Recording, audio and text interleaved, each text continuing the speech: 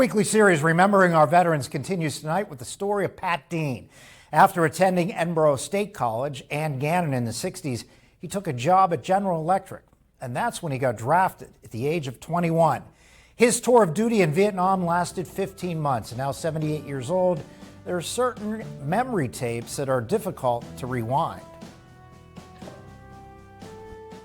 57 years after being in Vietnam, Pat Dean still wonders, was it all worth it for the United States?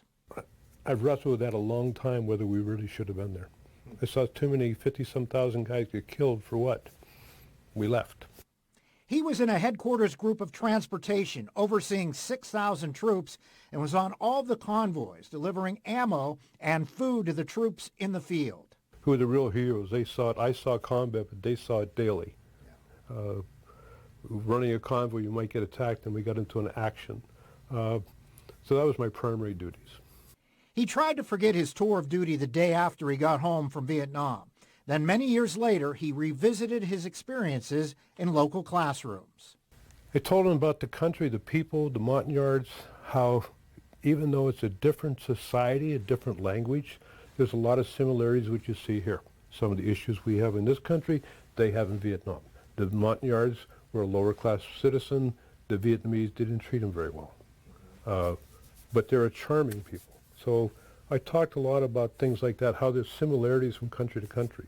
I think they're engaged because I came in with all this paraphernalia, so all of a sudden here's somebody's been through it, somebody's experienced, somebody's seen it. So I thought they were pretty engaged.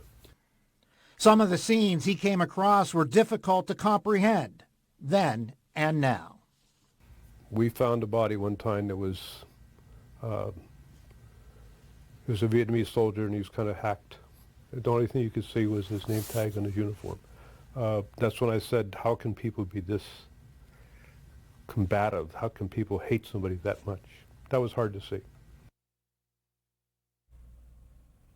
And Pat says his military experience helped shape his professional life. And after Vietnam, he spent 42 years working at Erie Insurance. Pat Dean, thank you for your service.